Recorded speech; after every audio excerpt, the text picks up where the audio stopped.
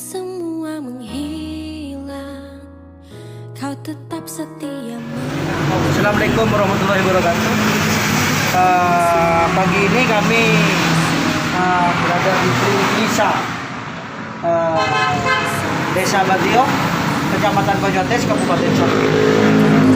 Klinik ini sempat tutup dikarenakan dokternya yang bernama Dr. Fajar terpapar virus COVID-19. Namun Pak Dokter sekarang sudah sehat kembali dan kliniknya sudah buka kembali. Ini salah satu pemuda Desa Badio, ya Mas? Ya, Gimana keadaan Dokter Fajar? alhamdulillah sudah baik, bisa beraktivitas kembali dan klinik ini sudah bisa buka kembali di hari Sabtu ini ya. Hari Sabtu ya? Ya, hari Sabtu. Hari Sabtu tanggal 23. Ya, Tanggal 25. tanggal 25 Juli 2020. Ayo kita masuk ke dalam. Saya itu sakit pada hari Kamis malam itu saya sakit. Kemudian karena saya dari dokter, akhirnya saya kasih obat sendiri di rumah. Akhirnya masih minum obat berupa pil karena tidak ada reaksi dari pil selama 1 hari. Akhirnya karena saya kasih, mungkin saya merasa karena saya kecapean.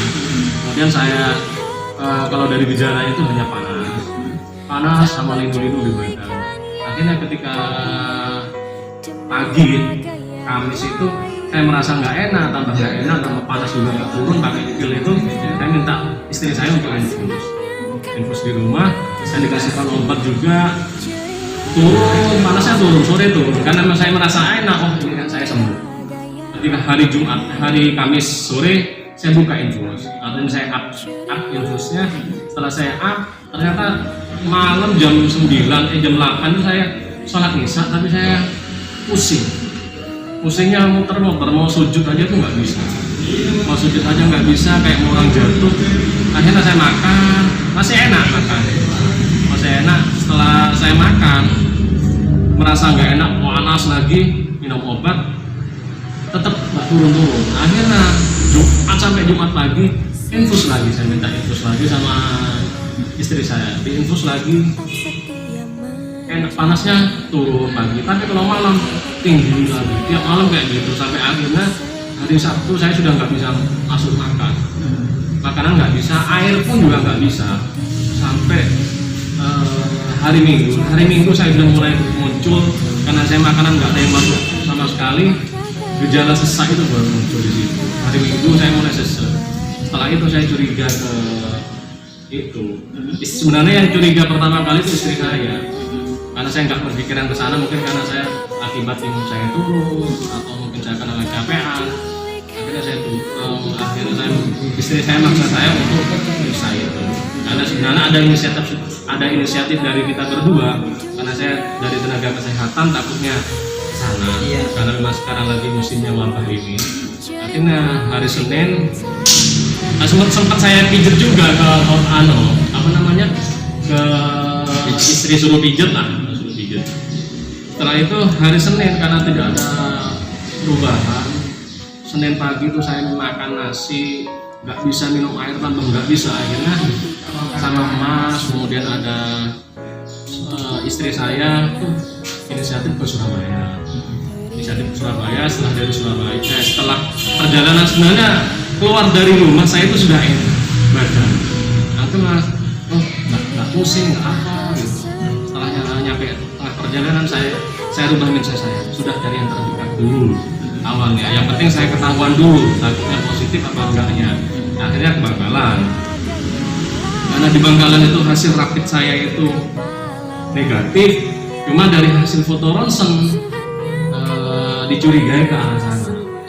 Iya, dicurigai ke sana COVID. Artinya ada gambaran pneumonia di sana. Karena saya nggak puas, karena artinya itu sama dari Bangkalan suruh ngamat ke rumah sakit Bangkalan. Tapi saya karena lingkungan saya itu di Sampang, saya punya inisiatif sudah biar saya aktifnya rumah saya sendiri tidak Sampang.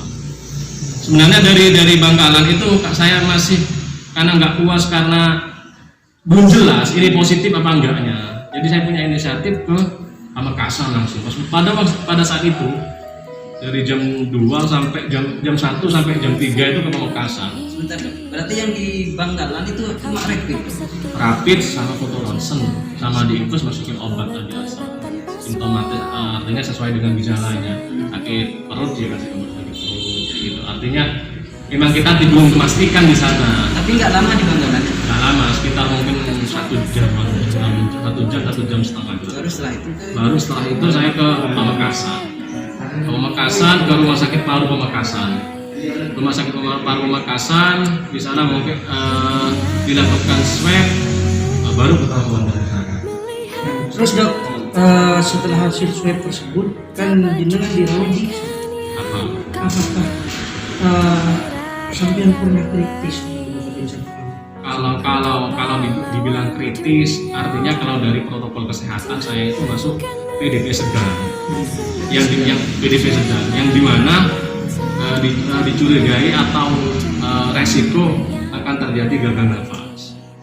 Jadi resiko untuk terjadi meninggal itu sangat besar. Tapi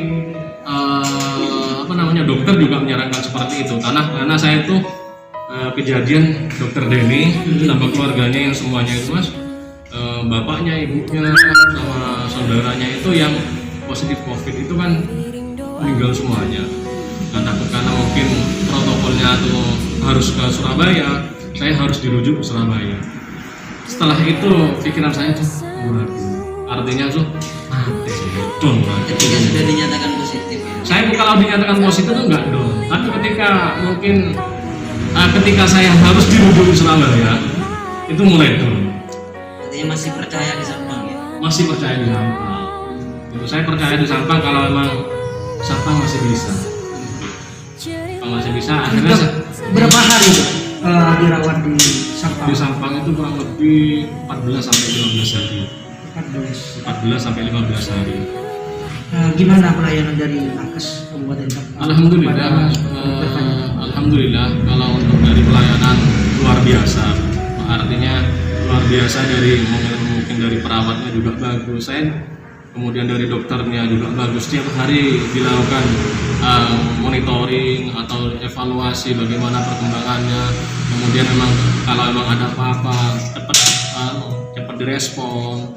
Itu alhamdulillah kalau dari pelayanan saya sangat memuaskan, sangat membantu dari pelayanan itu. Iya, enggak keseluruhan.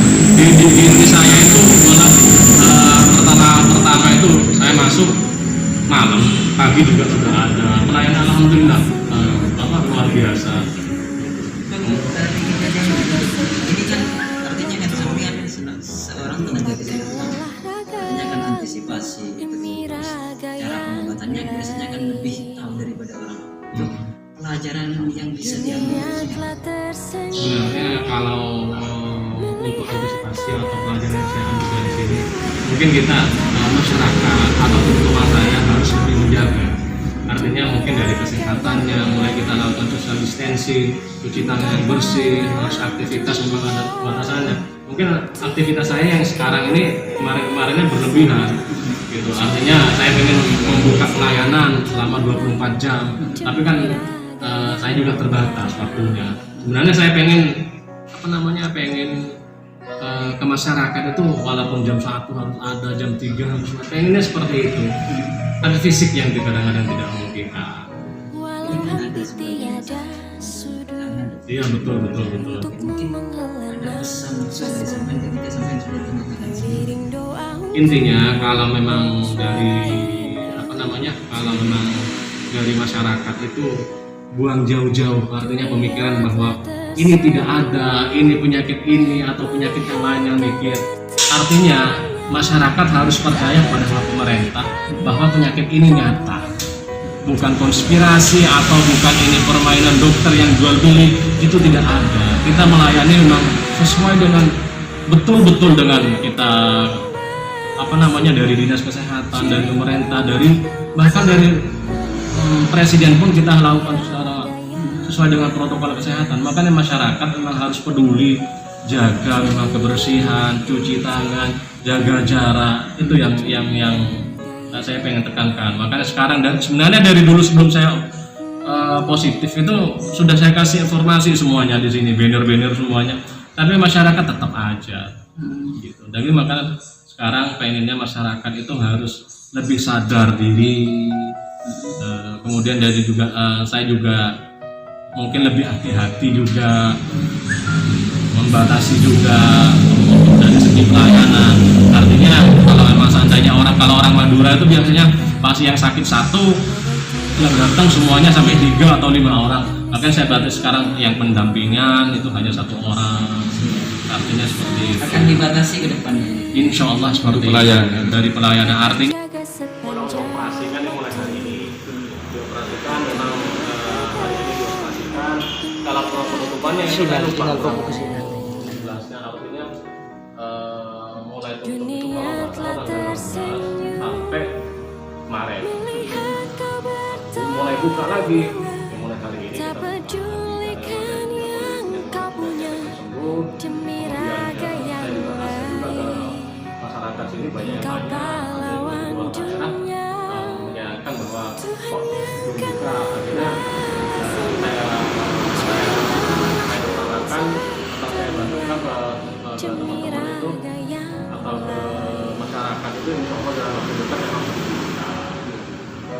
Berarti dimulai aktivitas ini belum? Berarti besok atau hari ini Bang? Hari ini sudah mulai aktivitas gitu. Semua ya, pelayanan rawat inap. Rawat inap, kemudian rawat jalan, hari ini sudah mulai. Iya. Kalau tenaga medisnya berapa? Kalau tenaga medis jumlahnya di sini kurang lebih 14. Beda dokter, kalau sama dokternya kurang lebih 16. Koordinasi dengan dinas kesehatan bagaimana? Kalau sudah koordinasi dengan kesehatan, karena ini juga sebenarnya kalau dari dinas kesehatan itu sudah waktu 1 minggu. Tapi karena di sini saya itu orang masyarakat itu beranggapan bahwa memang kalau tidak ada dokter Fajar, karena di sini itu anggap deh nggak ada dokternya. Gitu. Sebenarnya di sini kan dokternya saya sama istri saya. Terus karena istri saya ikut saya menemani saya waktu di sana, butuh perawatan juga di sana. Akhirnya sekalian butuh. Kalau dari dinas sendiri sudah waktu dalam 1 minggu. Setelah 1 minggu itu bisa dioperasikan lagi, sama seperti yang di puskesmas Banyuwangi. Tentu sebelumnya kan ada upaya sterilisasi ya, desinfeksi ya. Iya. Itu sudah dilakukan. Sudah dilakukan dari dinas kesehatan, juga sudah dilakukan dari kita sendiri juga sudah dilakukan. Dok, kalau sampean lulusan mana? Dari Universitas Hangtua Surabaya. Fajar Ali Kau Wijaya Kusuma. tetap setia menjaga. Sebenarnya gini, jangan berpikiran bahwa pasien yang kena COVID itu bahwa dikucilkan atau dijauhkan. Kemudian harus positive thinking, terutama bagi pasien yang sudah positif. Artinya penyakit ini bisa disembuhkan, 100% masih bisa disembuhkan. Cuma yang paling merusak itu orang dari faktor psikisnya. Kalau psikisnya itu luar biasa, mungkin karena mungkin dari lamanya, karena memang dari prosesnya itu 1 sampai 14 hari itu memang harus benar-benar dilakukan. Hal yang penting bersabar sama pikirannya aja lah.